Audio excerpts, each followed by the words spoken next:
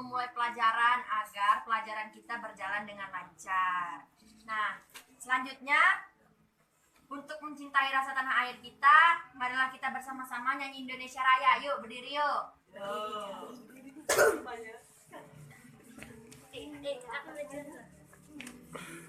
Intan pimpin untuk nyanyi Indonesia Raya. Indonesia Raya. Indonesia tanah airku, tanah tumpah darahku. Di sanalah aku berdiri, jadi pandu ibuku. Indonesia kebangsaanku, bangsa dan tanah airku. Marilah kita berseru, Indonesia bersatu. Hiduplah tanahku, hiduplah negeriku, bangsaku, rakyatku semuanya. Bangunlah jiwanya, bangunlah badannya untuk Indonesia Raya. Indonesia Raya, merdeka, merdeka, tanahku, negeriku yang ku cinta. Indonesia Raya, merdeka, merdeka, hiduplah Indonesia Raya. Indonesia Raya, merdeka, merdeka, tanahku, negeriku yang ku cinta. Indonesia Raya, merdeka, merdeka, hiduplah Indonesia Raya. Ibu memeriksa kukunya. Coba kukunya dari meja semua. Aduh, nanti ini dipotong ya nyampe rumah. Ini kukunya udah bagus. Ini kukunya juga panjang-panjang, nanti dipotong nyampe rumah ya. Ini juga, ini udah bagus. Iya. Nah, oke, baiklah. Sekarang Ibu sebelum memulai pembelajaran buka halaman 3. Kebiasaan kita setiap sebelum pembelajaran, Ibu mau kalian membaca dalam hati selama 15 menit.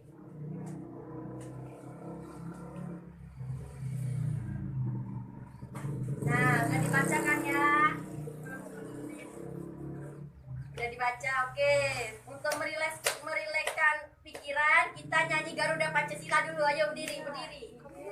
Ya Allah. Berdiri, berdiri. Kita nyanyi Garuda Pancasila. Ibu aja ya yang mimpin ya. 1, 2, 3. Garuda Pancasila, akulah pendukungmu. Patriot proklamasi, sedia berkorban untukmu. Pancasila dasar negara, rakyat adil makmur sentosa, pribadi bangsaku. Ayo maju, ayo maju, maju, ayo maju, maju, ayo maju, maju. Baiklah, duduk kembali. Pada rileks semua kan? Sekarang buka halaman 4. Di situ ada judul peristiwa kedatangan bangsa Barat. Nah, Ibu minta baca di dalam hati dulu 15 menit. Sampai halaman 5 ya bacanya.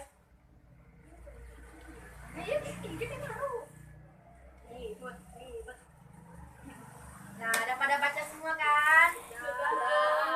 Ibu mau sekarang Sela membacakan peristiwa kedatangan bangsa Barat. Yang lain nyimak ya, nanti Ibu tanya. Nanti Ibu suruh sambungin. Nyimak ya yang lain. ini Bu. Peristiwa kedatangan bangsa Barat. Mulai akhir abad 15, bangsa Eropa berusaha melakukan penjelajahan ke samudra. Bangsa Eropa yang pernah melakukan penjelajahan dan penjajah di Indonesia dimulai oleh bangsa Portugis. Kapal mereka pertama kali mendarat di Malaka pada tahun 1511. Berikutnya ialah bangsa Spanyol yang mendarat di Tidore, Maluku pada tahun 1521. Kemudian disusul oleh bangsa Inggris dan Belanda. Kapal-kapal Belanda pertama kali mendarat di Pelabuhan Banten pada tahun 1596. Cukup. Dilanjutin oleh Intan. Faktor-faktor pendorong penjajah samudra antara lain sebagai berikut. A. Adanya keinginan mencari kekayaan gold. Faktor pendorong penjajahan samudra antara lain sebagai berikut. A. Adanya keinginan mencari kekayaan atau gold. Kekayaan yang mereka cari terutama adalah rempah-rempah. Sekitar abad 15 di Eropa, harga rempah-rempah sangat mahal. Harga rempah-rempah semahal emas atau gold. Mereka sangat membutuhkan rempah-rempah untuk industri obat-obatan dan bumbu masak. B. Adanya keinginan penyebaran agama atau gospel. Selain mencari kekayaan dan tanah jajahan, bangsa Eropa juga membawa misi khusus. Misi khusus tersebut adalah menyebarkan agama kepada penduduk daerah yang dikuasainya. Tugas mereka ini dianggap sebagai tugas suci yang harus dilaksanakan ke seluruh dunia dan diperoleh oleh bangsa Portugis. Oh ya, Dipelopori oleh bangsa. Oh iya, lupa. Selanjutnya Risa, yang C. Ya udah cepet. C. Adanya keinginan mencari kejayaan glory. Di Eropa ada suatu anggapan bahwa apabila suatu negara mempunyai banyak tanah jajahan, negara tersebut termasuk negara yang jaya, glory. Dengan adanya anggapan ini, negara-negara Eropa berlomba-lomba untuk mencari tanah jajahan sebanyak-banyaknya. D. Perkembangan ilmu pengetahuan dan teknologi. Ilmu pengetahuan dan teknologi berkembang pesat. Contohnya seperti berikut. 1. Dikembangkannya teknik pembuatan kapal yang dapat digunakan untuk mengarungi samudera luas. 2. Ditemukannya mesiu untuk persenjataan. Senjata dapat digunakan untuk melindung pelayaran dari ancaman bajak laut dan sebagainya. 3. Ditemukannya kompas. Kompas digunakan sebagai penunjuk arah sehingga para penjelajah tidak lagi bergantung pada kebiasaan alam. Untuk menentukan arah biasanya mereka berpedoman pada bintang sehingga jika angkasa tertutup awan, mereka tidak dapat meneruskan pelayarnya. Dengan kompas mereka bebas berlayar ke arah manapun tanpa gangguan baik siang maupun malam. Nah, semuanya sudah baca? Peristiwa kedatangan bangsa Barat. Nah, di halaman selanjutnya itu ada soal yaitu kedatangan bangsa Barat. Nah, di sini buka halaman 6. Kita kerjakan yaitu kolom-kolom berikut ini sesuai dengan pertanyaannya. Kita isi ya. Nah, sudah diisi semua? Nah, di sini Bu mau nanya, siapa yang dimaksud dengan bangsa Barat? Ya, betul. Apa faktor yang melatar belakangi bangsa Barat melakukan penjajahan di Indonesia? 1. Glory. Gospel, glory, sampai perkembangan ilmu pengetahuan dan teknologi. Ya, itulah. Ya, 100. Kapan bangsa Barat mulai melakukan penjajahan samudra? Pada abad ke-15. Ya. Sekarang di mana bangsa Barat pertama kali mendarat di Indonesia? Kapan? Tidore. Tidore. Lupu pada tahun 1521. Di salah. Malaka. Ya, di Malaka. Ranking 1. Lalu mengapa bangsa Barat melakukan penjelajahan ke samudra? Kenapa? Ayo. Mengapa bangsa Barat melakukan penjelajahan di samudra? Adanya keinginan mencari kekayaan. Ya bisa. Ada yang lain? Ingin menyebarkan agama. Ya. Menyebar apa? Adanya keinginan menyebarkan agama. Ngomong ya, nggak punya mulut. Ada yang lain? Mengapa? Adanya keinginan mencari kejayaan. Ya. Lalu yang keenam, bagaimana kondisi rakyat yang mengalami penjajahan? Susah. Menderita. Ya. Ya, jadi pada waktu itu negara yang dijajah oleh kaum Eropa itu mereka mengalami kesusahan, dan tujuannya bangsa Eropa datang ke Indonesia terutama itu sangat diterima dengan senang hati oleh bangsa Indonesia. Tetapi di balik itu bangsa Eropa ternyata mengambil keuntungan dari sikap baiknya Indonesia. Nah, selanjutnya, Terima kasih berarti ya. ya, Ibu sangat pintar. mau kalian berdiskusi sesama teman sebangku. Ayo buka halaman 7. Bu, kami sebangku bertiga, Bu. Ya.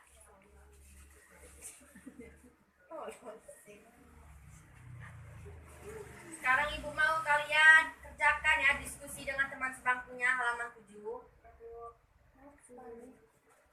Yang teks ulasan itu, Bu. Ya. Ya udah, dia sekali. Udah selesai?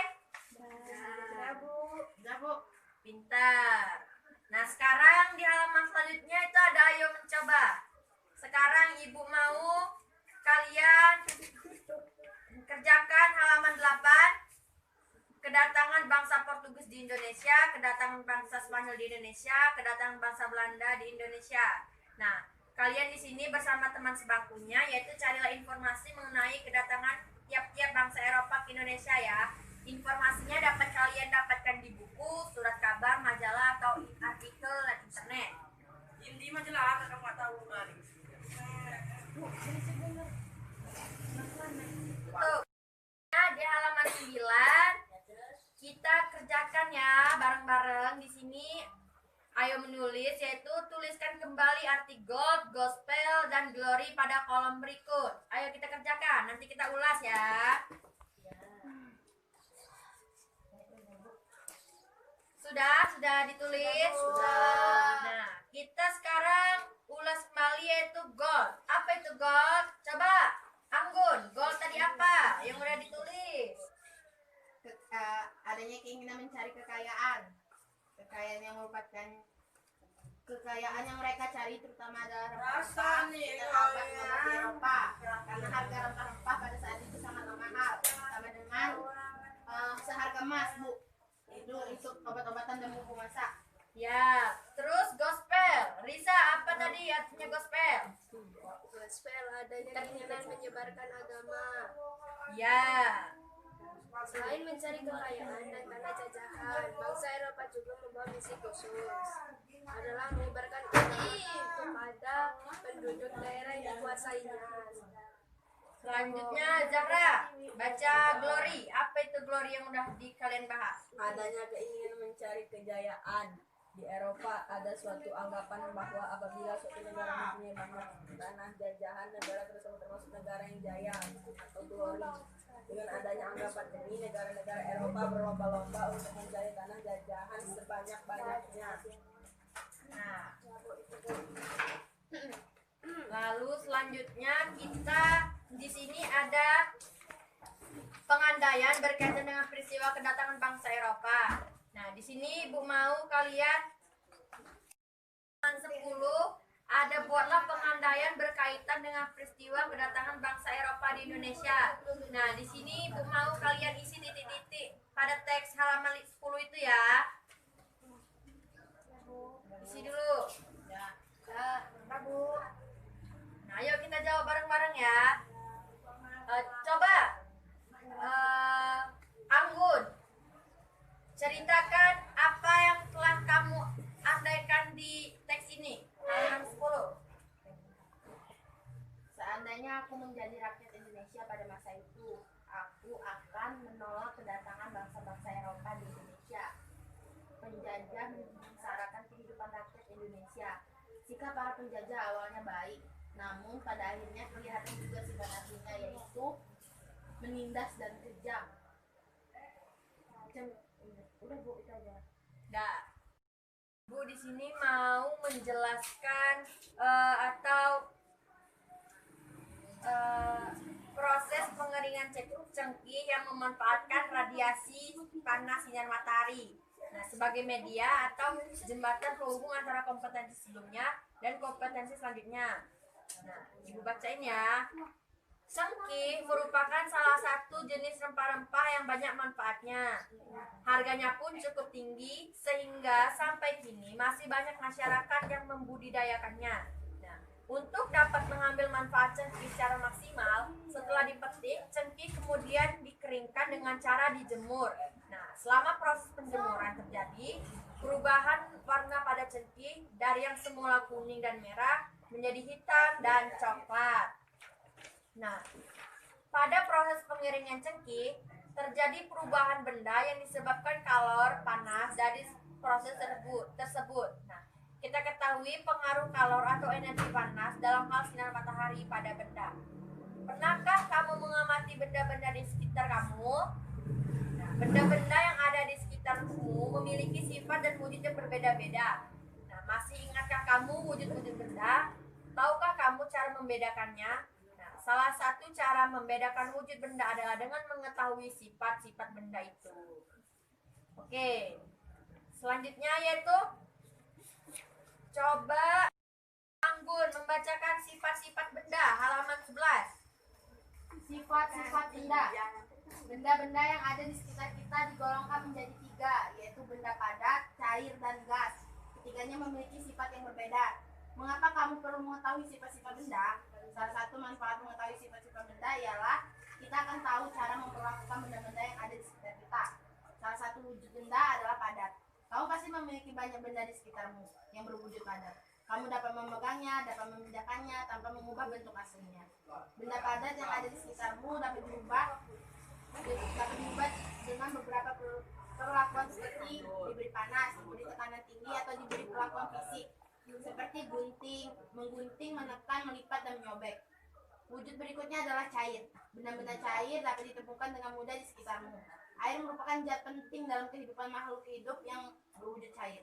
Benda cair yang ada di rumahmu biasanya berada di dalam sebuah wadah seperti bak kamar mandi, baskom, gelas, atau ketal air. Perhatikanlah bahwa ketika benda cair itu dipindahkan, ia akan berubah mengikuti wadahnya.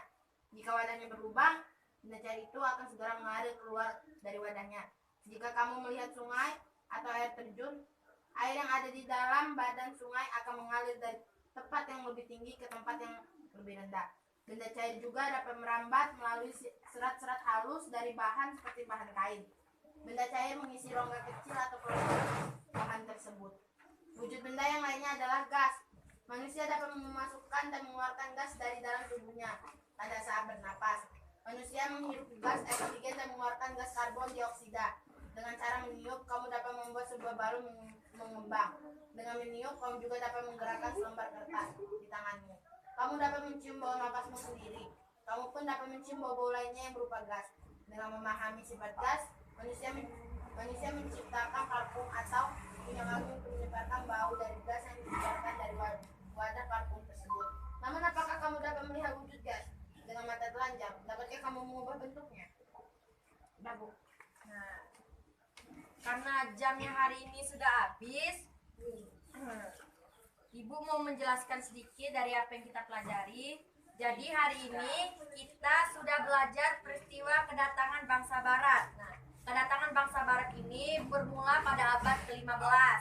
Nah, penjajahan ini yang pertama dilakukan oleh bangsa Portugis. Nah, kapal mereka pertama kali mendarat di Malaka pada tahun 1511. Nah, kemudian dilanjuti oleh bangsa Spanyol yang mendarat di Tidore, Maluku pada abad ke-1521.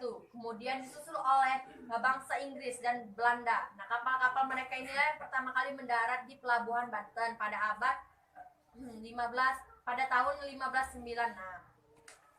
Nah, dari pelajaran kita pada hari ini, pembelajaran kita hari ini, Ibu mau bertanya, apa saja yang telah kita pelajari di hari ini? Barat. Ya, ya, Penjajahan. ya. Lalu sebelum Ibu tutup pembelajaran pada siang hari ini, coba diperiksa dulu kanan kirinya kalau ada kertas-kertas, ada sampah-sampah, ada nggak? Bagus, udah bersih semua ya. Nah,